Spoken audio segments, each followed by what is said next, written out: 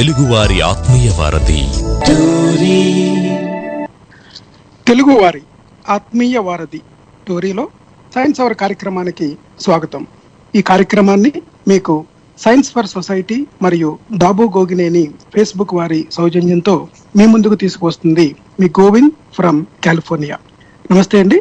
ఈరోజు మనం ఒక ఇంట్రెస్టింగ్ టాపిక్ గురించి చర్చించుకోబోతున్నామండి. ఈ టాపిక్ మీద అంటే ఇది మనకి ఖగోళానికి సంబంధించింది.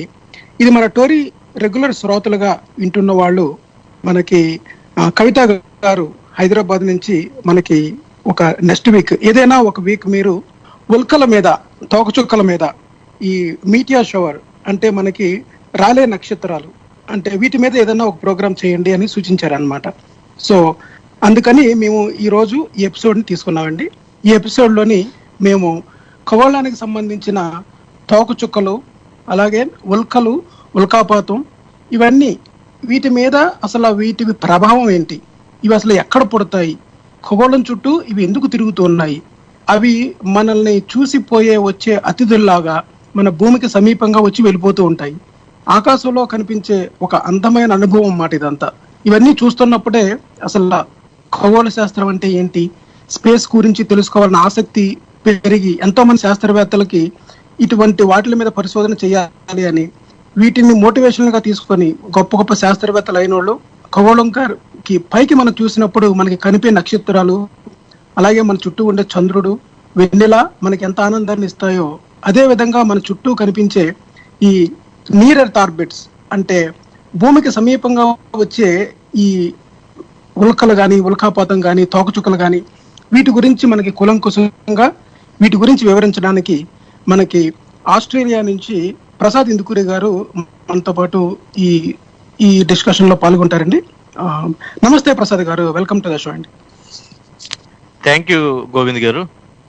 యా ప్రసాద్ గారు, మనకి అసలు ఈ ఉల్కలు అంటే ఏంటి, అసలు ఈ ఓవర్ వ్యూ అంటే మీరు అసలు బేసిక్ నాలెడ్జ్ అంటే ఈ ఉల్కలు అంటే తెలియని వాళ్ళకి అసలు స్పేస్ రాక్స్ అంటే ఏంటి, అసలు స్పేస్ డెబ్రీస్ అంటే ఏంటి, ఈ మేఘాలు కానీ, ధూళి కానీ, ఈ ఖగోళ విశ్వంలోని మనకి విశాలమైన విశ్వంలో కనిపించేవి మనకి అసలు వీటిని అసలు ఏన్షియంట్ పీపుల్ అసలు ఎవరు స్టడీ చేశారు, అసలు వీటి గురించి మనకి తెలుసుకోవాల్సిన అవసరం ఏముంది, అసలు వీటి గురించి మీరు కొద్దిగా క్లుప్తంగా వివరిస్తారా? తప్పకుండా గోవింద్ గారు.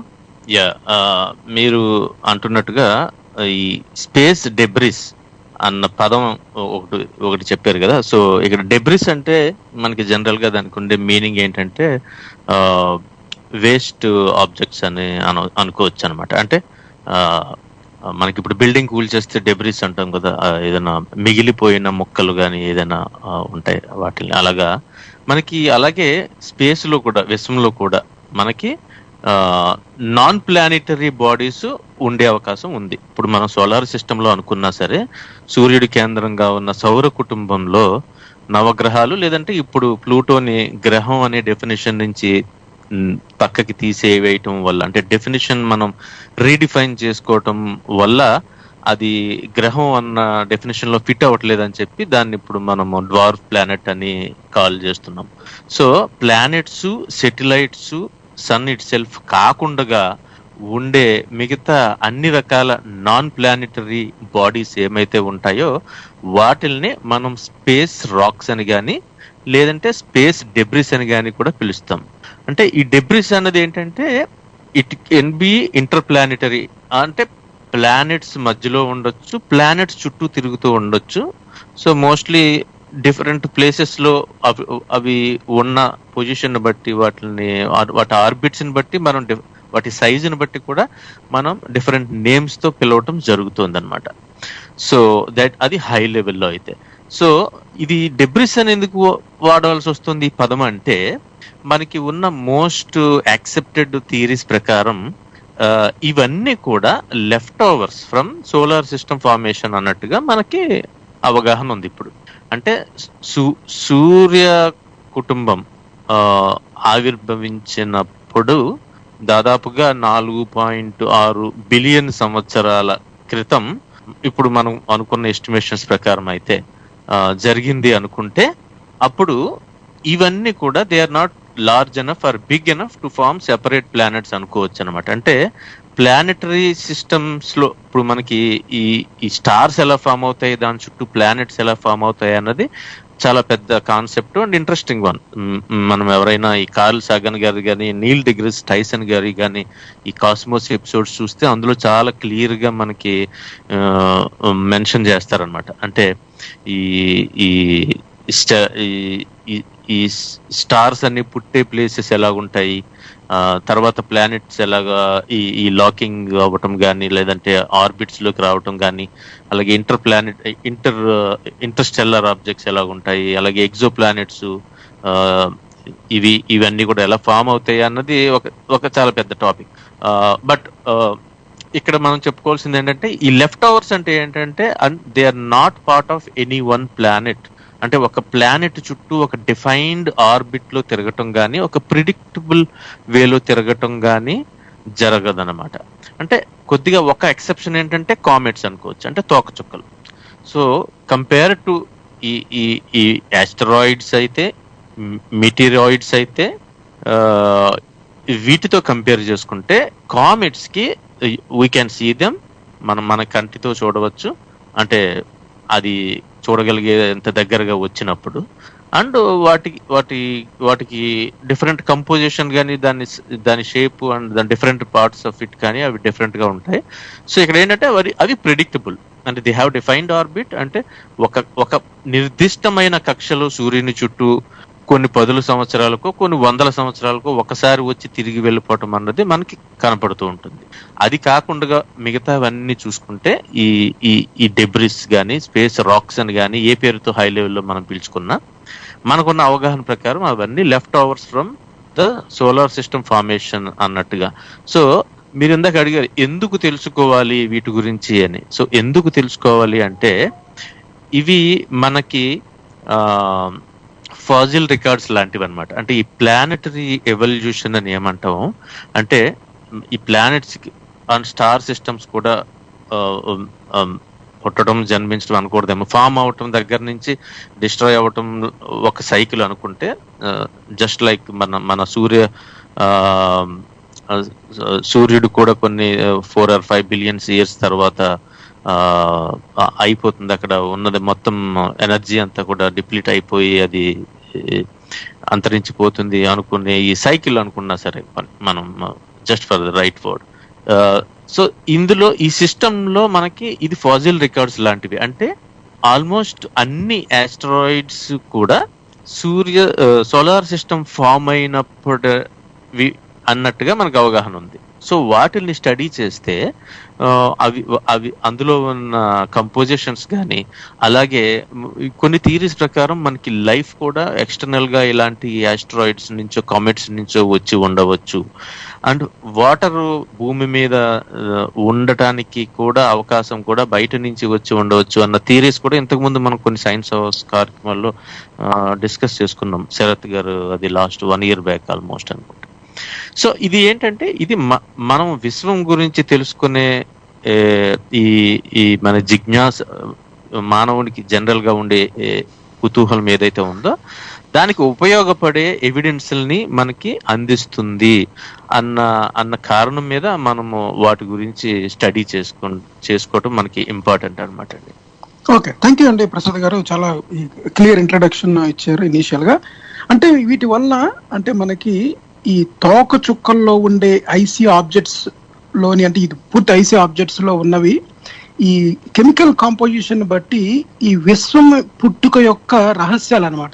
అంటే ఇవి బయట నుంచి మన వాతావరణంలో ప్రవేశించి మన భూమికి చేరుకున్నప్పుడు వాటిని సేకరించి వాటిని కనుక మనకి స్టడీ చేసినట్లయితే దాంట్లో ఉన్న ఐరన్, నికెల్, మెగ్నీషియం ఇటువంటి ఈ కాంపోజిషన్ ని స్టడీ చేయడం ద్వారా మనకి ఈ భూమి, ఈ చంద్రుడు ఒకసారి ఈ భూమి నుంచి విడిపోయిందే అని రెండిట్ల కాంపోజిషన్ ఎలా అయితే స్టడీ చేస్తామో మనం, అదే విధంగా విశ్వ రహస్యాలని శోధించడానికి, అదే విధంగా solar system out side of the solar system ఏదైనా మన దగ్గరికి వచ్చి చేరినట్లయితే అసలు విశ్వం మొత్తం ఏర్పడడానికి ఈ కెమికల్ కాంపోజిషన్స్ మనకి ఆ రహస్యాన్ని ఛేదించడానికి ఉపయోగపడుతుంది. అంతేకాకుండా ఈ వీటిపైన జీవం అంటే కార్బన్ లైఫ్ ఫామ్ ఒకటే మనకు తెలిసింది. అది కాకుండా మిగతా జీవరాశులు ఏవైనా అక్కడ ఉన్నాయా, ఒక మైక్రోబ్స్ కానీ అవి ఉన్నట్లయితే విశ్వం వెలుపల కూడా జీవం ఉన్నది అన్న విషయాన్ని తెలియడానికి కూడా మనం వీటిని చేయొచ్చు. అదేవిధంగా ఆస్ట్రాయిడ్స్ లో ఉన్న ఐస్ అంటే మీరు వాటర్ సోర్సెస్ ఉంటే వాటిని కనుక తీసుకొని మనం ఉపయోగించుకున్నట్లయితే మనకి విశ్వం అవతల ఏదైనా మనం నివాసం ఏర్పరచుకోవాలనుకుంటే the better source is the comet కానీ ఆస్ట్రాయిడ్స్ కానీ, అంటే may not be comet or asteroids లాంటి కొన్ని ప్లేసెస్ లోని మనం కొన్ని ప్రోబ్స్ ని పంపించి అక్కడ స్టడీ చేయడం ద్వారా అక్కడ మనకి ఆవాసమైన కొన్ని నివాసాలను ఏర్పరచుకోవచ్చు. ఇప్పుడు కాకపోతే 100 సంవత్సరాలు లేకపోతే 500 సంవత్సరాల తర్వాత అయినా సరే టెక్నాలజీ బాగా ఇంప్రూవ్ అయిన తర్వాత వాటిని ఉపయోగించుకోవడానికి అవకాశం ఉంది. అందుకోసం కూడా స్టడీ చేయాల్సిన అవసరం ఉంది. ఇంకొక ప్రశ్న అండి, ఇప్పుడు మనం రకరకాల పేర్లు ఉంటాం కదా, అంటే ఇంగ్లీష్ లో అయితే చాలా రకాల వెరైటీ ఆఫ్ వర్డ్స్ ఉన్నాయి. తెలుగులో మనకి పదాలు తక్కువ. తెలుగులో మనం 2 పదాలు ఉన్నాయి. ఒకటేమో ఉల్కలు లేదా తోకచుక్క. తోకచుక్కని సంస్కృతంలో ధూమకేతు గ్రహ శకలాలు అంటారు. అయితే మనకి ఇప్పుడు ఆస్ట్రాయిడ్స్ కానీ మీటిరాయిడ్స్ కానీ మీటియోరైడ్స్ కానీ అలాగే అసలు అవి వీటిని ఎప్పుడెప్పుడు ఏ స్టేజెస్ లో ఈ పేర్లు పెట్టి మనం పిలుస్తాము? అంటే కామన్ పీపుల్కి ఏమో అన్ని ఒకేలా కనిపిస్తాయి, కానీ సైంటిఫిక్ కేటగిరీలోని దేన్ని ఆస్ట్రాయిడ్ అంటాము, దేన్ని మీటియోరాయిడ్స్ అంటాము. మీటియర్స్ అలాగే మీటియోరైడ్స్ వాటి కాంపోజిషన్ ఏంటి, అవి ఎలా ఫామ్ అవుతాయి, అసలు అవి ఆర్బిట్స్ వాటి సైజెస్, వీటి గురించి కాస్త వివరిస్తారా? తప్పకుండా గోవింద్ గారు. సో మనకి ఇప్పుడు ఈ టెర్మినాలజీ కొద్దిగా కన్ఫ్యూజింగ్ గా ఉంటుంది ఇనిషియల్ గా, బట్ మనకి ఒక్కసారి వాటి గురించి తెలుసుకుంటే మనకి చాలా ఉత్సుకతతో అంటే ఇంట్రెస్ట్ ఉంటుందన్నమాట. సో టర్మ్స్ దగ్గరికి వచ్చేటప్పటికి మనకి మెయిన్ ఉన్నది ఆస్టరాయిడ్స్ అండ్ మిటిరాయిడ్స్ అండి, ఈ కామెట్స్ కాకుండా. ఎందుకంటే కామెట్స్ అంటే తోకచుక్కలు. మనకి ఐ థింక్ 85, 86, 87 టైంలోనో మనకి హేలీ తోకచుక్క అని వచ్చింది. చాలా మంది శ్రోతలకి ఇప్పుడు ఆల్మోస్ట్ 40 years పైగా ఉన్న వాళ్ళకి యూజువల్ గా గుర్తుండే అవకాశం ఉంటుంది. అది ఒక కొన్ని వారాల పాటు ఎంతో మనకి సూర్య సోలార్ సిస్టమ్ కి దగ్గరగా రావటం, సూర్యుడిని ఆర్బిట్ చేస్తూ మళ్ళీ తిరిగి వెళ్ళిపోవటం అన్నది మనకు గుర్తుంటుంది. సో అది మనం చాలా మంచి పెద్ద ప్రోగ్రామ్ అవుతుందండి. మనం సెపరేట్ గా మేబీ నెక్స్ట్ వీక్ చాలా డీటెయిల్ గా మనం తోకచుక్కల గురించి డిస్కస్ చేసుకుందాము. బట్ అది కాకుండా ఉండే మిగతా వాటిల్లో ఉండే మేజర్వి వాటిని మనం 2 రకాలుగా మనం చెప్పొచ్చు. ఒకటి ఆస్టరాయిడ్స్ అని, ఇంకోటి మీటియోరాయిడ్స్ అని. ఇక్కడ మళ్ళీ అగైన్ ఈ డిఫరెన్స్ ఎక్కడ వస్తుంది అంటే అవి ఎక్కడున్నాయి, ఎక్కడి నుంచి ఎక్కడికి వెళ్తున్నాయి, వాటి సైజ్ ఎంత అన్న దాన్ని బట్టి మేజర్ డిఫరెన్స్ ఉంటుంది. సో ఈ ఆస్టరాయిడ్స్ అని ఏమంటున్నాము అంటే తెలుగులో గ్రహ శకలం అంటారు. ఇవి మనం మైనర్ ప్లానెట్స్ ఆర్ ప్లానెటాయిడ్స్ అని కూడా అనొచ్చు అనమాట. ఇవి ఇన్నర్ సోలార్ సిస్టమ్ లో నుంచే జనరల్ గా ఉండే అవకాశం ఉంటుంది. అంటే ఇన్నర్ సోలార్ సిస్టమ్ అంటే సూర్యుని చుట్టూ తిరుగుతూ సౌర కుటుంబంలో ఆబ్జెక్ట్స్ అవి తిరిగే వాటి ఆర్బిట్స్ ఏమైతే ఉంటాయో అవన్నీ సూర్యుని సోలార్ సిస్టమ్ లో మాత్రమే ఉంటదన్నమాట. సో మెయిన్లీ ఇవన్నీ కూడా మన ఆస్ట్రాయిడ్ బెల్ట్ లో ఉంటాయి. మన ఆస్ట్రాయిడ్ బెల్ట్ ఏదైతే ఉందో అంటే ఈ మార్స్ కి జూపిటర్ కి మధ్యలో బెల్ట్ లాగా మనం విజువలైజ్ చేసుకుంటే కొన్ని మిలియన్స్ ఆఫ్ సచ్ ఈ ఆస్ట్రాయిడ్స్ గ్రహ శకలాలు ఇవి మనం తిరగటం అన్నది మనకి అబ్జర్వ్ చేయొచ్చు అనమాట. సో ఇవన్నీ కూడా రాకీ బాడీస్, అంటే ఇవన్నీ కూడా హార్డ్ అండ్ రాక్ లాగా ఉంటాయి, అంటే రాయి లాగా ఉంటాయి. అండ్ మినరల్స్ ఉంటాయి, ఐరన్, నికిల్ ఇలాంటి మినరల్స్ తో కంపోజ్ అయి ఉంటుంది ఇందాక మీరు చెప్పినట్టుగా. సో ఇవి కొన్ని అంటే సైజ్ అగైన్ చాలా చిన్నగా అంటే మన ఇసుక రేణువులంత సైజు నుంచి కొన్ని కిలోమీటర్ల వ్యాసం వరకు కూడా ఉంటుంది. పైగా వీటిలో కొన్నిటికి they have their own moons అంటారు, అంటే సెటిల్ అంటే దాని చుట్టూ ఇంకొక చిన్న ఆస్టరాయిడ్ తిరిగే అవకాశం కూడా ఉంటుంది. మెయిన్లీ పెద్ద పెద్ద ఆస్టరాయిడ్స్ కి ఉంటుంది అనమాట. సో అండ్ కొన్ని ఆస్టరాయిడ్స్ తోక చుక్కలని మిమిక్ చేస్తున్నాయా అన్నట్టుగా కూడా ఉంటున్నట్టుగా మనకు తెలుస్తుంది. అంటే పెద్దగా ఉంటే వాటికి అందులో ఉండే ఐస్ గ్యాసెస్ ఎవాపరేట్ అవ్వటం అన్నది మనకి తోకలాగా అయితే ఎలా కనపడుతుందో తోక చుక్కలో అలాగా కనపడుతుంది అన్నట్టుగా కూడా ఉంటుంది. సో ఇవన్నీ కూడా ఈ యాస్ట్రాయిడ్స్ అన్ని కూడా యాక్చువల్ గా మనకి ఈ యాస్ట్రాయిడ్ బెల్ట్ ఏదైతే ఉందో మార్స్ కి జూపిటర్ కి మధ్యలో ఇది అసలు యాక్చువల్ గా ఒక ప్లానెటరీ ఫార్మేషన్ ఫెయిల్ అవ్వటం వల్ల అలాగుందా? ఎందుకంటే దానికి దగ్గరలో ఉన్న అతిపెద్ద సౌర కుటుంబంలోనే అతిపెద్ద గ్రహమైన జూపిటర్ ఏదైతే ఉందో దాని యొక్క గ్రావిటేషనల్ పుల్ కారణంగా ఇది కంప్లీట్ గా ప్లానెట్ కింద అవతరించలేకపోయి ఉంటుందా అన్న ఒక సిద్ధాంతం మేజర్ గా one of the two theories లో అయితే అది ముఖ్యంగా ఉన్నది. ఇంకొకటి మేబీ ఏదైనా కొలిజన్ వల్ల ఇలాగ అయిపోయి ఉండొచ్చా అన్నది. సో మేబీ ఫస్ట్ దానికి ఎక్కువ మనకి కన్సెన్సస్ ఉంది సైంటిస్టులు అన్నట్టుగా మనకి అర్థమవుతుంది ఇప్పుడు. అలాగే వీటి సైజ్ గురించి చెప్తే మనకి కొద్దిగా పెద్ద, అంటే యావరేజ్ లో ఒక 10 మీటర్ల నుంచి ఒక 1000 కిలోమీటర్లు విడ్త్ ఉన్నట్టుగా మనకి తెలుస్తుంది. సో అందులోనే అతిపెద్ద ఆస్టరాయిడ్ ఏంటంటే మనకి సెరెస్ అంటారు. అది 960 కిలోమీటర్ల వ్యాసంతో ఉన్నట్టుగా మనకి తెలుస్తుంది. అందుకే దాన్ని ఒక్కొక్కసారి డ్వార్ఫ్ ప్లానెట్ అని కూడా అంటారు. సో ఇవి ఆస్టరాయిడ్స్ అండి. ఇవి యూజువల్ గా అవి అంత ప్రమాదకరం కాదు, అండ్ అవి మన భూమికి చాలా దూరంలో ఉంటాయి, దాని ఆర్బిట్ గానీ అది కానీ. కాకపోతే ఇది ఎప్పుడు ప్రమాదకరంగా ఉంటుందని మనం డిస్కస్ చేద్దాం. సో ఇది యాస్టరాయిడ్స్ అంటాం. సో అలాగే యాస్టరాయిడ్ బెల్ట్ గురించి అన్నాను కదా. సో ఈ బెల్ట్ అంటే ఇది మనకి గ్రూప్ ఆఫ్, ఇప్పుడు మనకి గ్రూప్ ఆఫ్ ఈ space rocks revolving around sun between Mars and Jupiter అనుకోవచ్చు అన్నమాట.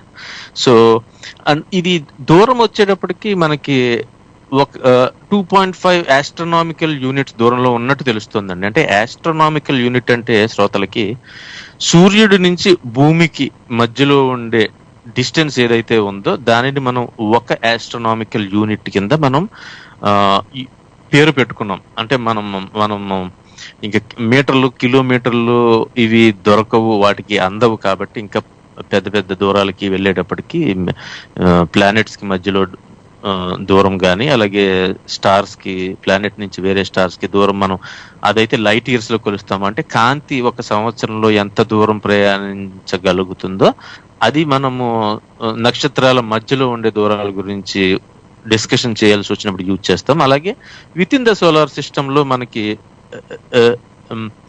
relative distances between planets and all ఈ other astronomical objects or space debris, ఈ వీటి మధ్యలో దూరాలు డిస్కస్ చేసేటప్పుడు మనం యూజ్ చేసే వర్డ్ ఆస్ట్రోనామికల్ యూనిట్ అన్నమాట. అంటే సూర్యుడి నుంచి భూమికి ఉండే యావరేజ్ డిస్టెన్స్ ని అన్నట్టుగా మనం గుర్తుంచుకోవాలి. అది కూడా సుమారు ఒక 92 to 94 మిలియన్ మైల్స్ ఉంటుంది. అవునండి, అవును. సో ఈ ఆస్ట్రాయిడ్ బెల్ట్ అన్నది మనకి 2.5 రెట్లు ఎక్కువ ఉంది అన్నట్టుగా. అంటే దాదాపు మీరు ఇప్పుడు చెప్పిన దానికి 2.5 రెట్లు దూరంలో సూర్యుడికి భూమికి కంటే ఇంకా దూరంలో ఉంది. అంటే మనం ఆర్డర్ వస్తే Mercury, Venus, Earth, Mars, Jupiter, అలాగే మనం సూర్యుడి దగ్గర నుంచి వెళ్ళేటప్పటికి అయితే ఏ ఆర్డర్ ఉందో అలా భూమికి తర్వాత వైపు ఉన్నది, భూమికి తర్వాత ఉన్న బుధుడ మనకి మార్స్ అంటారు కదండి. సో మార్స్ అంగారకుడు, మార్స్ కన్నా తర్వాత ఉన్నాయన్నమాట. సో ఇవి అన్ని కూడా సాలిడ్ అండ్ ఇర్రెగ్యులర్ బాడీస్ అంటారు మనకి. అంటే అంటే అది ఘన పదార్థం, ఘన పదార్థం అనమాట. సాలిడ్ స్టేట్ లో ఉంటాయి. అండ్ ఇర్రెగ్యులర్ మోస్ట్లీ బికాజ్ అది డెబ్రిస్ అన్నాం కాబట్టి. అండ్ అంటే దానికి సరైన, అంటే దాని గ్రావిటేషన్ అన్నది దాని ఫామ్ ని డిసైడ్ చేసేంత పెద్దదిగా ఉండకపోవటం వల్ల, so they are not large enough to have their own gravitation, so that the form becomes a round spherical. ఎందుకంటే మీరు ఒక ఇంట్రెస్టింగ్ థింగ్ చూస్తే మనం అందరం మన all celestial bodies are spherical in shape అండి. మనకి irrespective of where they are and what they are, మనకి ఏదైనా కానీ మనకి పదార్థానికి గ్రావిటేషన్ ఉంటుంది ఖచ్చితంగా. The one certain thing is gravitation anywhere in the observable universe అనేది మనకు తెలుస్తుంది. కాబట్టి అంటే ప్రతి పదార్థానికి దాని సైజును బట్టి దానికి గ్రావిటీ అనేది ఉంటుంది. సో చిన్నదానికి తక్కువ ఉండొచ్చు, పెద్దగా అయ్యేటప్పటికి ఎక్కువ అవుతుంది. సో మనకి when they are sufficiently large enough, ఏదైనా body tends to come into a spherical shape అన్నది. కాబట్టి ఈ ఆస్ట్రాయిడ్స్ అన్నవి ఇందులో పెద్దవాటికి మళ్ళీ ఇలా స్మూత్ ఎడ్జ్డ్ అయ్యి, అంటే ఈ సెరెస్ అది ఏదైతే చెప్పుకున్నామో 1000 కిలోమీటర్లు, దాదాపు 1960 కిలోమీటర్ల విడ్త్ ఉన్నది. సో అవి మళ్ళీ మనకి స్పెరికల్ గా ఉంటాయి. కానీ చిన్నవి కాబట్టి ఈ ఆస్ట్రాయిడ్ రాక్స్ అన్ని కూడా స్పెరికల్ గా ఉండవు, అండ్ అవి ఇర్రెగ్యులర్ గా ఉన్నట్టుగా మనకు తెలుస్తుంది. అండ్ ఇవి ఒక్కొక్కసారి కొలైడ్ అవ్వచ్చు, అంటే ఈ బెల్ట్ లోనే ఉన్నా కానీ ఒకదానొకటి గుద్దుకోవటం వల్ల, లేదంటే ఇంకా మనకి వేరే బెల్ట్స్ ఉన్నాయండి రెండు, ఈ కూపర్ బెల్ట్ అని, ఊర్ట్ క్లౌడ్ అని. అంటే కూపర్ బెల్ట్ అంటే మనకి మార్స్ కి జూపిటర్ కి మధ్యలో ఎలా అయితే ఒక బెల్ట్ అనుకుంటున్నామో, అలాగే నెప్ట్యూన్ తర్వాత ఈ ప్లూటో అవి ఎక్కడైతే ఉన్నాయో ఆ ప్లేస్ లో కూడా ఒక ఇలాంటి ఒక బెల్ట్ ఉన్నట్టుగా మనకి తెలుస్తోంది. అక్కడి నుంచి కూడా వచ్చే అవకాశం ఉంటుంది. బట్ మోస్ట్లీ మనం డిస్కస్ చేసేవి యాక్చువల్లీ ఈ ఆస్ట్రాయిడ్ బెల్ట్ నుంచి వచ్చినవి అయి ఉండొచ్చు, లేదంటే ఇంకా నియర్ ఎర్త్ ఆర్బిట్ ఆబ్జెక్ట్స్ అని ఉన్నాయండి. అవి మన భూమి యొక్క ఆర్బిట్ ని క్రాస్ చేయగలిగే అవకాశం ఉన్నవి కూడా, అవి కూడా సూర్యుని చుట్టూ కూడా తిరుగుతూ ఉంటాయి. ఈ బెల్ట్ లోనే కాకుండా వాటి గురించి కూడా డిస్కస్ చేద్దాం. బట్ ఇప్పుడు మనం చెప్పిన ఆస్ట్రాయిడ్ బెల్ట్ లో అయితే గనక అవి కొల్లాయిడ్ అయ్యి నాక్-ఆఫ్ అయితే గనక దాని కోర్సు నుంచి, అంటే దాని రెగ్యులర్ కక్ష నుంచి బయటికి రావటం వల్ల అవి స్పేస్ వైపుకి కానీ, లేదంటే సూర్యుని వైపుకి కానీ మూవ్ అయ్యే అవకాశం ఉంది. ఇవి హై లెవెల్లో ఆస్ట్రాయిడ్ గురించి అండి. ఇకపోతే మీరు అన్నట్టుగా ఈ కన్ఫ్యూజన్ అనేది మనకి ఈ టర్మ్స్ లో కన్ఫ్యూజన్ వచ్చేది మీటిరాయిడ్స్ దగ్గర. ఎందుకంటే ఈ ఆస్ట్రాయిడ్స్ కొలిజన్ ద్వారా నాక్-ఆఫ్ అయ్యి కోర్సు మారి ప్రయాణం, వాటి గమనాన్ని మార్చుకుని వస్తున్నవి ఏమైతే ఉన్నాయో, ఇందులో మనకి ఈ మరి కామెట్స్ నుంచి కానీ అయి ఉండొచ్చు. వీటిల్ని మనకి అంటే ఈ సైజును బట్టి కూడా మనం డిఫరెంట్ పేర్లతో పిలుస్తాం అనమాట. సో మొదటగా మీటిరాయిడ్స్ అన్నది వీటి సైజ్ ఏంటంటే ఒక గ్రెయిన్ ఆఫ్ శాండ్ దగ్గర నుంచి, అంటే వీటిని మైక్రో మీటిరాయిడ్స్ అంటారు. కొన్ని మిల్లీమీటర్ల దగ్గర నుంచి కొన్ని మీటర్ల వరకు, maybe meter and half, or ఒక చిన్న కారు సైజులో అనుకోవచ్చు మనం. ఇలా వచ్చి ప్రయాణించే వాటిని ఆ బెల్ట్ లో కాకుండా మీటిరాయిడ్స్ అంటారు. ఇది ఒక్కసారి భూమి యొక్క అట్మాస్ఫియర్ లోకి, అంటే వాతావరణంలోకి చొచ్చుకుని రాగలిగితే గనుక వాటిల్ని మీటియర్స్ అంటారండి, అంటే ఉల్కలు అంటారు. అంటే ఈ అట్మాస్ఫియర్ లోకి రావటము అంటే, ఇప్పుడు మనకి అట్మాస్ఫియర్ అంటే అది థిక్గా ఉంటుంది, and air and other gases ఉంటాయి. కాబట్టి మనకి చాలా వేగంగా వచ్చే ఏ ఆబ్జెక్ట్ అయినా దాంట్లోకి వచ్చినప్పుడు అది చాలా అది ఫ్రిక్షన్ కి లోన్ అయ్యి చాలా ఎక్కువ ఎనర్జీ, ఫ్రిక్షన్ వల్ల మనకి ఎనర్జీ వస్తుంది అనమాట. దానికి ఏమవుతుందంటే అది వేపరైజ్ అయిపోయే అవకాశం ఉంటుంది. అందుకే మనకి ఈ సెటిలైట్స్ ఇవి ఏవైతే ఉన్నాయో, షటిల్స్ ఉంటాయి, ఈ షటిల్స్ అన్ని రిటర్న్ అయ్యేటప్పుడు దానికి పోర్సిలిన్ అనుకుంటా ఐ థింక్ యూజ్ చేసి ప్లేట్స్ తోటి కోటింగ్ చేసిన వైపు మాత్రమే అది భూమిని టచ్ అయ్యేలాగా, ఆ భూమి వైపుకి కిందకి దిగేటప్పుడు అట్మాస్ఫియర్ లోంచి ఏర్పాటు చేస్తారు. మనకి ఇంతకు ముందు జరిగిన ప్రమాదం కూడా, కల్పనా చావ్లా మృతి చెందారు 2002 ఆ టైంలో అనుకుంటా. సో అందులో కూడా ఇలాంటి ఒక ప్లేట్ డ్యామేజ్ అయిపోవటం వల్ల ఆ హీట్ ని తట్టుకోలేక అది మొత్తం పేలిపోవటం జరిగినట్టుగా మనకు తెలుస్తుంది. సో ఈ ఫ్రిక్షన్ వల్ల జనరేట్ అయ్యే హీట్ వల్ల ఏమవుతుందంటే అది చాలా వేగంగా రావటం వల్ల, ఎందుకంటే ఈ గ్రావిటేషనల్ పుల్ అన్నది మనకి జీ అన్నది యాక్సిలరేట్ అవుతూ ఉంటుంది కాబట్టి, అండ్ ఆల్రెడీ ఇలాంటి మీటిరాయిడ్స్ కి వేగం ఉంటుంది కాబట్టి ఈ కక్షలోకి వచ్చిన వెంటనే, అంటే భూమి యొక్క అట్మాస్ఫియర్ లోకి వచ్చిన వెంటనే అది బర్న్ అయిపోయి వేపరైజ్ అయిపోవటం అన్నది నార్మల్ గా జరుగుతుంది. సో వీటినే మీటియర్ అంటారు.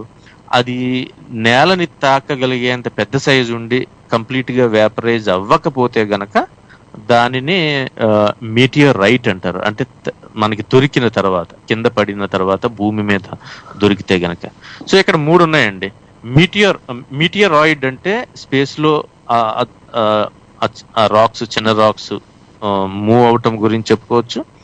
అలాగే మీటియర్ అంటే ఒక్కసారి అట్మాస్ఫియర్ లోకి వచ్చిన తర్వాత అది బర్న్ అవటం ద్వారా మనకి షూటింగ్ స్టార్స్ అని అంటారు. అంటే మనకి రాలే చుక్కలని ఏదో కొన్ని నమ్మకాలు కూడా ఉంటాయి. కొన్ని సినిమాల్లో కూడా మనం చూసినట్టుగా ఆ నక్షత్రాన్ని చూసి ఏదైనా కోరుకుంటే కోరికలు జరుగుతాయని ఏదో నమ్మకం.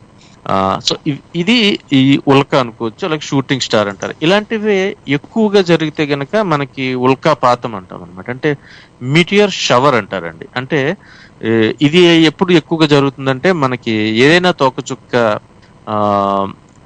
దాని ఆర్బిట్ అది వెళ్ళిపోయిన తర్వాత దాని నుంచి వచ్చిన డస్ట్ గాని, ఐస్ గాని, వాటర్ లాంటివి గాని, గ్యాస్ గాని ఇవి బయటికి వచ్చేసినప్పుడు సూర్యుని యొక్క రేడియేషన్ ద్వారా అయితే, గ్రావిటీ పుల్ ద్వారా అయితే వాటి ఆ ఆర్బిట్ లో నుంచి మన భూమి తిరిగేటప్పుడు మనకి every year I think certain months లో ఎక్కువ ఉంటుంది అన్నట్టుగా తెలుస్తుంది. సో అలాంటి చోటుకి వెళ్ళినప్పుడు మనకి కొద్దిగా ఎక్కువగా ఇలాంటి ఉల్కలు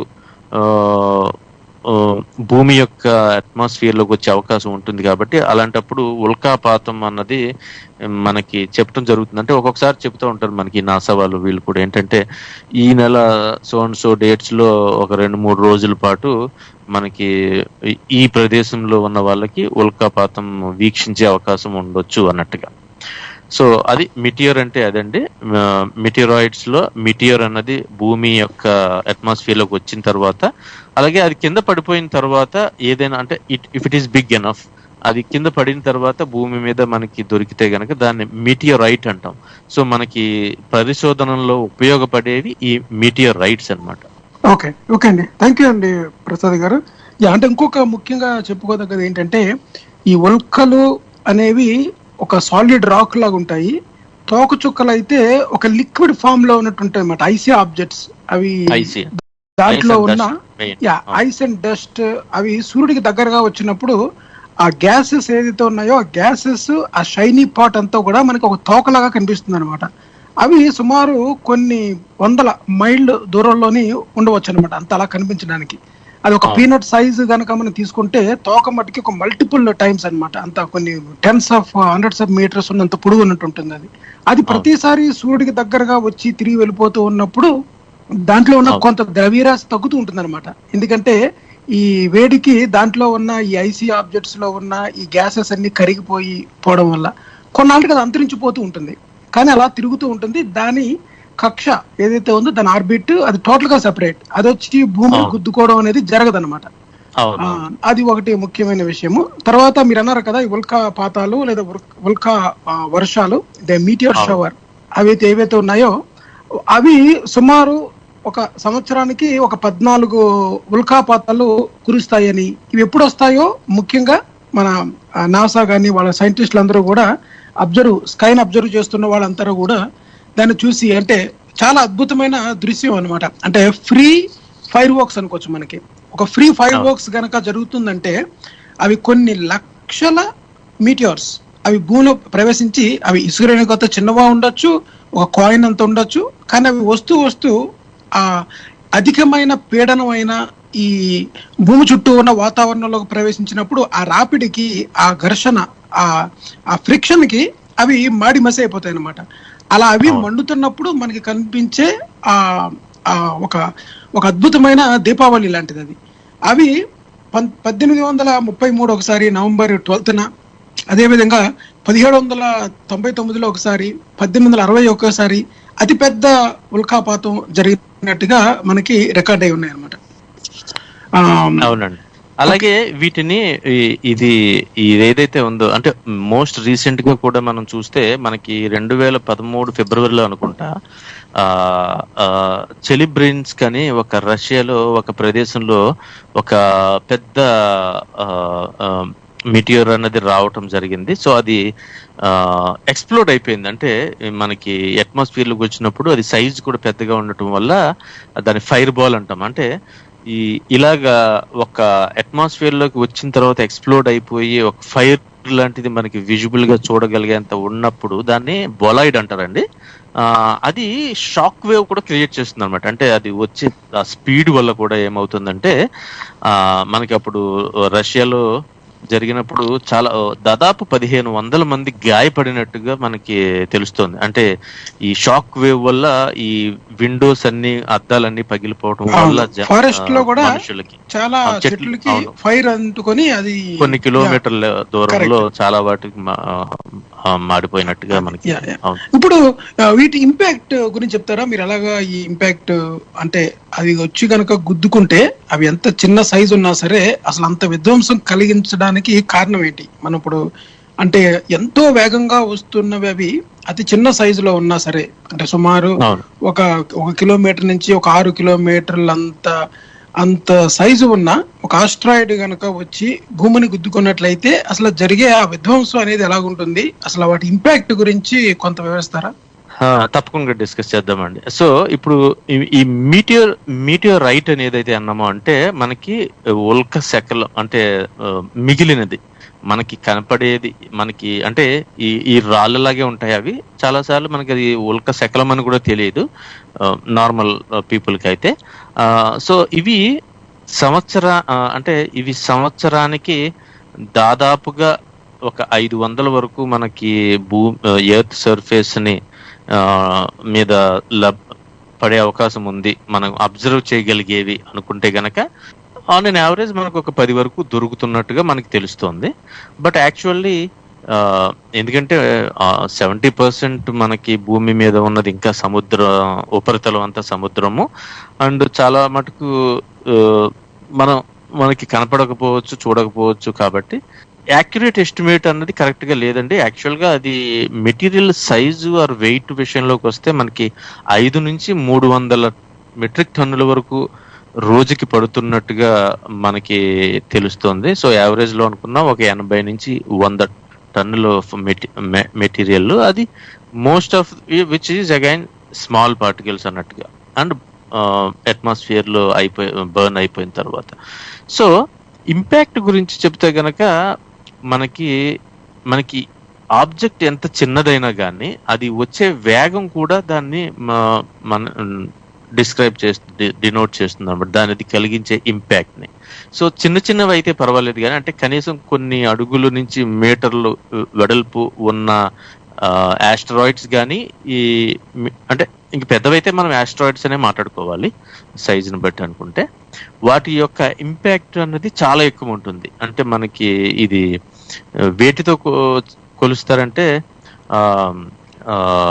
ఈ అణుబాంబులని దేంతో అయితే మెజర్ చేస్తారో వాటి యూనిట్స్ ని యూజ్ చేయడం. మెగాటన్స్ ఆఫ్ టిఎన్టీ అంటే మెగాటన్స్ ఆఫ్ టిఎన్టీ ని గనక మనం ఎక్స్పోర్ట్ చేసినట్లయితే ఎంత విధ్వంసం వస్తుందో అంత విధ్వంసం ఒక అణుబాంబు వల్ల వస్తుంది.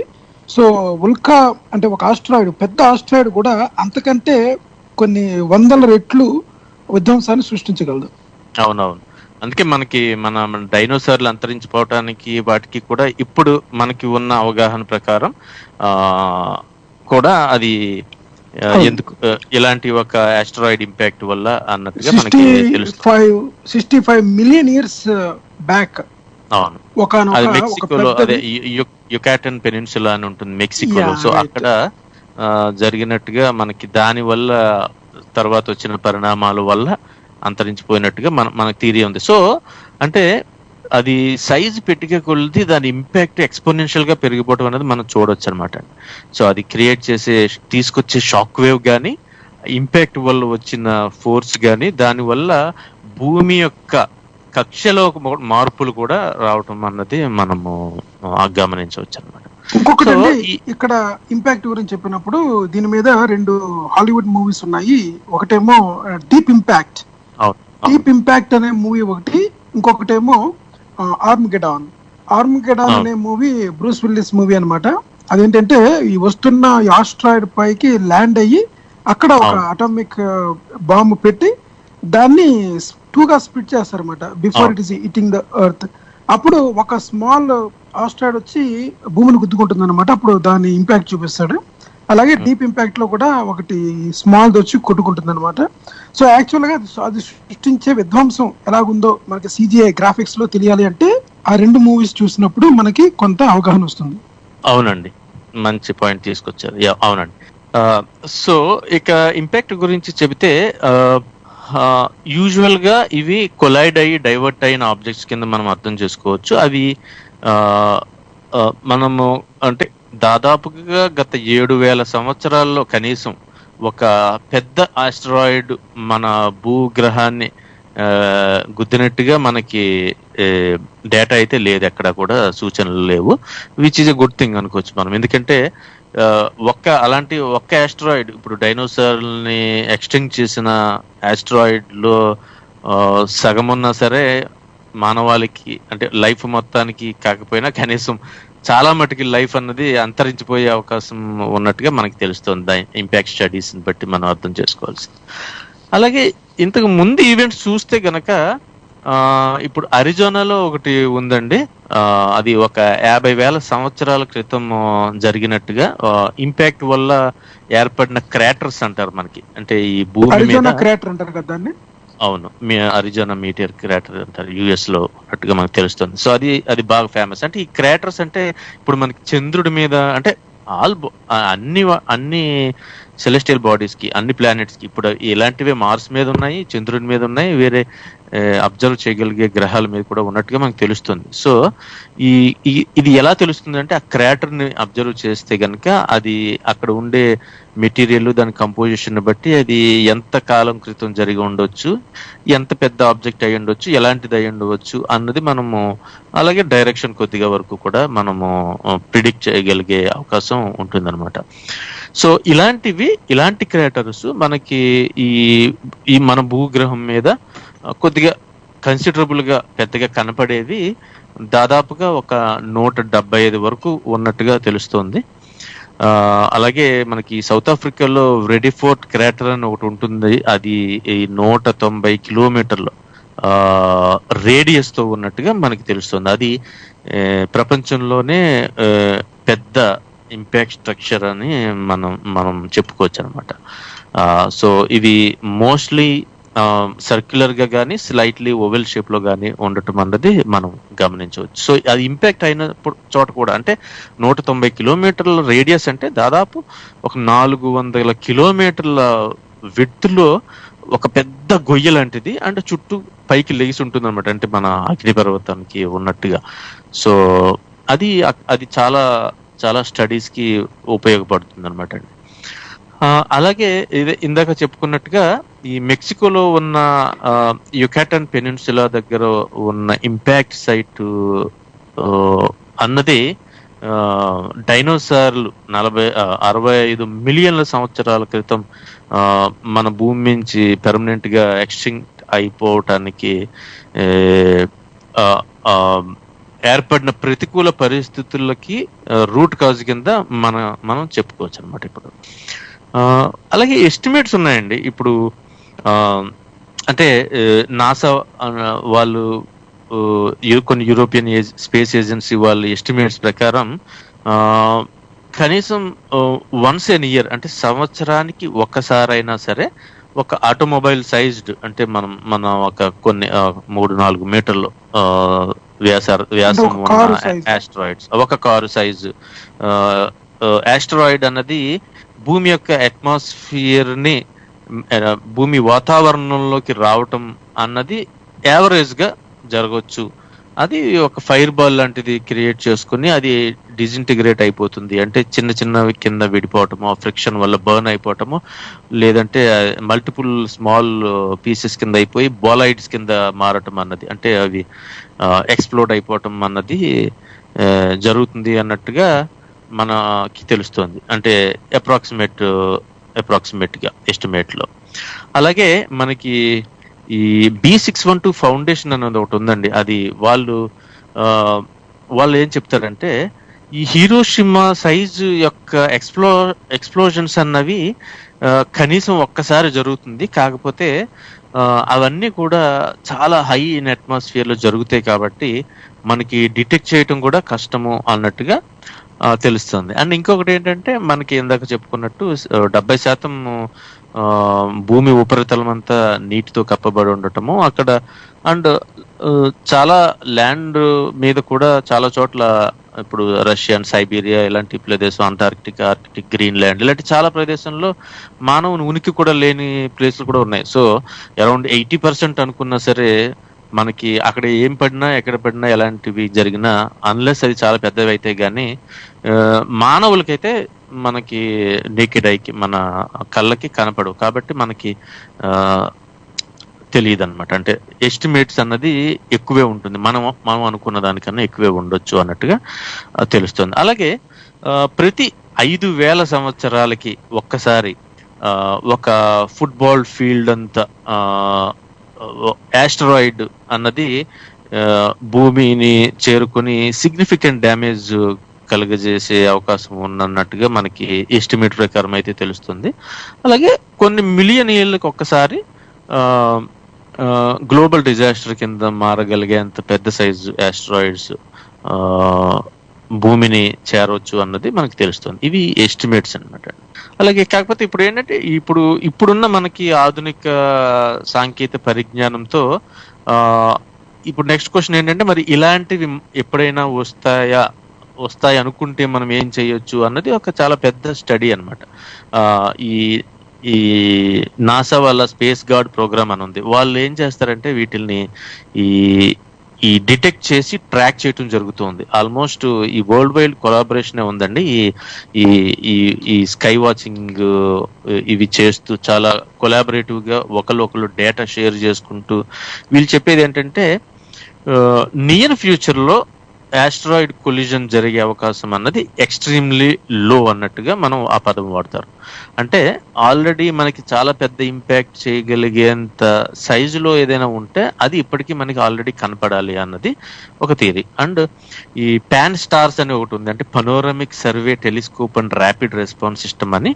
ఇది మనకి హవాయిలో ఉంటుందండి. ఇది ప్రతి నెల కొన్నిసార్లు ఎంటైర్ స్కైని ఇలాంటి పాజిబుల్ అంటే భూమిని ఢీకొనగలిగే అవకాశం ఉండే యాస్ట్రాయిడ్స్ ఏమైనా ఉన్నాయా అని వాటి గురించి స్టడీ చేయటం కూడా మనకి చూడవచ్చు అనమాట. ఇంకొకటి అండి ప్రసాద్ గారు, ఇంపాక్ట్స్ అన్ని మీరు చెప్పారు కదా. సో ఈ మనం తోకచుక్కలు కనిపించినప్పుడు జరిగే దుష్ప్రభావాలు, మూఢనమ్మకాలు, వీటి గురించి మనం ఇంకొక సెపరేట్ ఎపిసోడ్ చేసి దాంట్లో చర్చించుకుందాం. అలాగేనండి. దానికి సంబంధించినవి ఇంకా కూడా తోకచుక్కలు అనేవి ఎలా పుడతాయి, అసలు తోకచుక్కల యొక్క అసలు స్థావరం, అసలు అవి ఎక్కడ ఉంటాయి, తర్వాత అవి వాటి టెక్నికల్ డీటెయిల్స్ మొత్తం అంతా ఈ షోలో సరిపోదు కనుక మనం ఇంకా వేరే ఎపిసోడ్ చేద్దాము. దాంతో పాటు తోకచుక్కలు కనిపించినప్పుడు జరిగిన అనర్థాలు అని మూఢనమ్మకాలు కానీ లేకపోతే కొన్ని అపోహలు కానీ కొన్ని కోయిన్సైడెన్సెస్ కానీ వాటి గురించి చెప్పుకోవచ్చు. సో ఇంతకుముందు మీరు చెప్పింది చెప్పండి. ఎందుకంటే ఇప్పుడు మీరు చెప్పింది ఇప్పుడు మనం ఆస్ట్రాయిడ్స్ మీటియర్స్ ఇంకా ఆస్ట్రాయిడ్స్ గురించి యాక్చువల్ గా మనం చెప్పుకోవాల్సింది ఉంది. సో నియర్ ఎర్త్ ఆబ్జెక్ట్స్ అని అది కూడా డిస్కస్ చేద్దాము. బట్ కామెట్స్ అనేది కూడా చాలా మంచి టాపిక్, పెద్ద టాపిక్, ఇంట్రెస్టింగ్ టాపిక్ కూడా. సో వాటిని ఎలాగ అసలు ఐడెంటిఫై చేశారు, అవి పీరియాడిక్ గా వస్తాయని హేలిగర్ ఎలాగా ఏ డేటా యూజ్ చేసి ఎలా ప్రిడిక్ట్ చేశారు, ఆయన చూడకుండానే ఆయన చనిపోయిన దాదాపు ఐ థింక్ 14 సంవత్సరాల తర్వాత అది రావటము, ఆయన చెప్పిన టైంకి రావటం వల్ల దానికి ఆయన పేరు పెట్టడం అన్నది కూడా మనం చూస్తాం. సో డెఫినెట్ గా మనం ఇంకొక సెపరేట్ ప్రోగ్రామ్ చేద్దామండి. తప్పకుండా అండి. ఇక్కడ ఈ ఎపిసోడ్ లోని మనం కొద్దిగా మాట్లాడుకోవాలి. అంటే ఇప్పుడు నియర్ ఎర్త్ ఆబ్జెక్ట్స్ అంటే భూమికి దగ్గరగా ఉన్న వస్తువులు అనుకుందాం, అంటే ఖగోళ వస్తువులు ఏదైతే ఉన్నాయి మనం స్పేస్ డెబ్రీస్ అనుకున్నాం. అదేవిధంగా శ్రోతలకి కొద్దిగా క్లారిటీ రావడం కోసం ఈ స్పేస్ డెబ్రీస్ అని మనం ఏదో అంటే ఈ ధూళి కణాలు కానీ గ్రహ శకలాలు కానీ అంతా కూడా ఈ మ్యాటర్ అంటే యూనివర్స్ అంటే చాలా పెద్దది అన్నమాట. యూనివర్స్ అంటాం మనం, విశ్వం అని మాట్లాడినప్పుడు యూనివర్స్ అంటాం. యూనివర్స్ అనేది ఏంటంటే ఇట్ ఈస్ అన్ఇమాజినబుల్. అంటే మనకి కొన్ని బిలియన్స్ ఆఫ్ స్టార్స్ ఉంటాయి. ఇది ఒక ఒక 100 బిలియన్ స్టార్స్ ఒక గెలాక్సీ కనుక తీసుకుంటే, ఆ 100 బిలియన్ స్టార్స్ కనుక మనం తీసుకున్నట్లే అందులో ఒకానొక నక్షత్రం అనేది మాత్రమే సూర్యుడు. సూర్యుడు చుట్టూ కొన్ని గ్రహాలు తిరుగుతూ ఉన్నాయి. ఆ గ్రహాల 2 గ్రహాల మధ్యలో ఒక ఆస్ట్రాయిడ్ బెల్ట్ ఉందనుకుందాము. ఓన్లీ మన సోలార్ సిస్టమ్ ఒకటే కన్సిడర్ చేసినట్లయితే మనకి ఈ ఉల్కాపాతం అంటే మన భూమి అట్మాస్ఫియర్ లోకి ఎంటర్ అయ్యి, లేదా మన సూర్య కుటుంబంలో ఉన్న ఆబ్జెక్ట్స్ మాత్రమే మనం మాట్లాడుకుంటున్నాం. అంటే మిగతా ఇంకా ఎంతో విశాలమైన విషయం ఉందన్నమాట. అసలు వాటి గురించి, నక్షత్రాలు ఎలా పుడతాయి అన్న దాని గురించి, అసలు గెలాక్సీలు ఎలా మర్జ్ అవుతాయి, గెలాక్సీలు అన్నీ కూడా అసలు ఎలాగ దూరంగా జరుగుతున్నవి, అసలు బిగ్ బ్యాంగ్ అంటే ఏంటి, ఇవన్నీ కూడా చెప్పడానికి అసలు ఒక్కొక్క దానికి ఒక ఎపిసోడ్ కావాల్సి వస్తుంది. అయితే మీరు ఇప్పుడు నియర్ ఎర్త్ ఆబ్జెక్ట్స్ అంటే అసలు ఏంటి, ఎర్త్కి దగ్గరగా వచ్చి వెళ్ళిపోయిన ఏమైనా ఆబ్జెక్ట్స్ రికార్డ్ అయ్యి ఇప్పటి వరకు ఉన్నాయా, అసలు నియర్ ఎర్త్ ఆబ్జెక్ట్స్ మీద మనం ఎందుకు అటెన్షన్ పే చేయాలి, వాటికి తెలిసిన అబ్జర్వేషన్స్ ప్రకారము రీసెంట్ గా న్యూస్ లో ఏమైనా మనకి భూమికి దగ్గరగా సమీపంలోకి వచ్చి వెళ్ళిపోయినవి, ప్రమాదపు అంచుల నుంచి కాస్త దూరంలో మనం తప్పుకున్నవి, ఇటువంటివి ఏమైనా ఉన్నాయా? తప్పకుండా గోవింద్ గారు. సో ఈ నియర్ ఎర్త్ ఆబ్జెక్ట్స్ అని ఏమంటామా అంటే, భూమి యొక్క భూమికి దగ్గరగా రాగలిగిన ఆబ్జెక్ట్స్ అన్నట్టుగా మనం చెప్పుకుంటే, ఈ చంద్రుడు కాకుండా, ఈ మూన్ కాకుండా వేరే సిగ్నిఫికెంట్ గా కొద్దిగా పెద్దగా ఉండే ఆబ్జెక్ట్ ఏదైతే ఉన్నాయో, భూమి యొక్క ఆబ్జెక్ట్ ఇది పాత ఉంటుంది కదా, ఏమంటారు మనము, కక్ష లేకపోతే కక్షలో.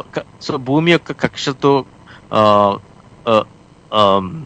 దానికి దగ్గరగా రావటం అంటే, ఇప్పుడు భూమిని హిట్ చేయటం అంటే భూమి యొక్క కక్షకి దగ్గరగా ఏదున్నా సరే ఎప్పుడైనా సరే భూమికి తగిలే అవకాశం ఉన్నట్టుగా మనం చూడవచ్చు. అంటే మనం హై లెవెల్లో చూస్తే ఎలాంటి ఆబ్జెక్ట్స్ వల్ల మనకి ప్రమాదం ఉంటుంది అంటే, మనం ఆస్ట్రాయిడ్ బెల్ట్ అని ఏదైతే చెబుతున్నామో అక్కడ ఉండే ఆస్ట్రాయిడ్స్ నుంచి ప్రమాదం ఆల్మోస్ట్ లేనట్టుగానే చెప్పుకోవాలి, అన్లెస్ అక్కడి నుంచి ట్రావెల్ అయ్యి వస్తాయి. కానీ అది కాకుండా యాక్చువల్గా దానికన్నా కంపారిటివ్లీ ప్రమాదకరమైనవి ఏది అనుకుంటే మనకి ఈ నియర్ ఎర్త్ ఆర్బిట్స్ అంటాము. అందులో కూడా ఎర్త్ క్రాసింగ్ మాత్రమే అంటారు. అంటే ఎర్త్ క్రాసింగ్ అంటే భూమి యొక్క కక్షకి ఆ ఆబ్జెక్ట్ యొక్క కక్షకి కొద్దిగా కామన్ షేరింగ్ స్పేస్ ఏదైనా ఉందా అన్నది. ఎందుకు అలా చెప్పాల్సి వస్తుందంటే, ఇప్పుడు భూమి సూర్యుని చుట్టూ కూడా కంప్లీట్ సర్క్యులర్ ఆర్బిట్ లో తిరగటం లేదు. మనకి ఎపిహెలియన్, పెరిహెలియన్ అని ఏదైతే అంటారో, అంటే కొద్దిగా ఎలిప్టికల్ ఆర్బిట్.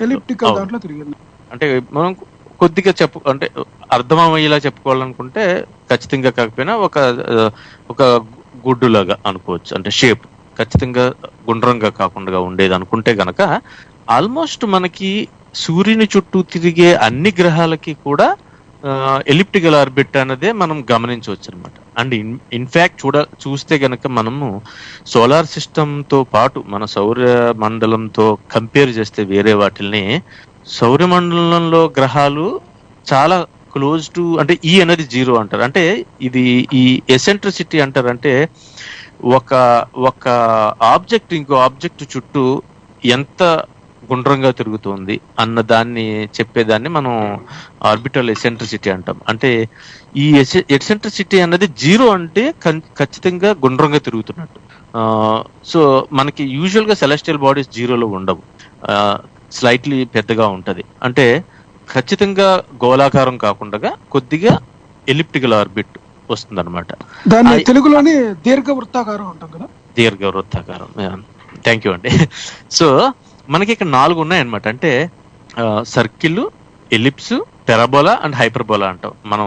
ఈ మ్యాథమెటిక్ అండ్ క్యాలిక్యులస్ వీటిలో ఏదైతే యూజ్ చేస్తామో ఇవన్నీ కూడా యాక్చువల్ గా మనం చదువుకున్నప్పుడు మనకి అంత దాని ప్రాక్టికల్ యూసేజ్ అన్నది పెట్టకపోవచ్చు, కానీ మనం అన్ని ఆల్రెడీ ఇవన్నీ చదువుకున్నవే. అంటే ఒక డబుల్ కోన్ షేప్ ని ఒక ప్లేన్ తో కట్ చేస్తే వచ్చే షేప్స్ అనమాట ఇవి మనం చూస్తే గనక. సో ఒకటి సర్కిల్, అంటే ఒక కోన్ ని మనము హారిజాంటల్ ప్లేన్ తో కట్ చేస్తే వచ్చే పార్ట్ అన్నమాట. అలాగే స్లైట్ గా angle less than 45 degrees angle అయితే గనక అది ఎలిప్స్ అంటాము, మోర్ దెన్ 45 degrees అయితే పెరాబోలా అంటాము, అండ్ దానిని వెర్టికల్ గా స్లైస్ చేస్తే గనక హైపర్బోలా ఉంటుంది. అంటే ఒక ఆబ్జెక్ట్ అది వేరే ఆబ్జెక్ట్ దగ్గరికి అయితే వస్తుందో అప్పుడు ఈ నాలుగిట్లో ఏదో ఒక రకంగా ప్రయాణించే అవకాశం ఉంటుంది.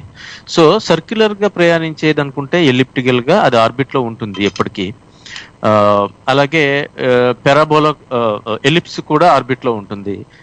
పెరాబోలా దగ్గర నుంచి వచ్చేటప్పటికి అది I think it's on the boundary edge అనమాట.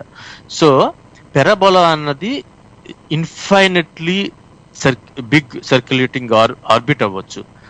అదే హైపర్బోలా అంటే గనక అది వచ్చే దారి అది తిరిగి ఒక చుట్టూ తిరిగిన తర్వాత వెళ్లే దారి ఎప్పుడు ప్యారలల్ అవ్వవు కాబట్టి అది ఎప్పటికీ మళ్ళీ రాకుండా వెళ్ళిపోతుంది. అంటే ఈ ఎస్కేప్ వెలాసిటీ ఇలాంటివన్నీ మనం ఒకసారి స్టడీ చేస్తే కనుక మనకు అర్థమయ్యేది ఏంటంటే, సో అందుకనే ఇవి ఎంత దూరంలో నుంచి వస్తున్నాయి, మళ్ళీ వస్తాయా లేదా అన్నవి అన్ని కూడా ఇలాంటి మ్యాథ్ అండ్ ఇవన్నీ యూజ్ చేసి మనం క్యాల్కులేట్ చేస్తారు అనమాట.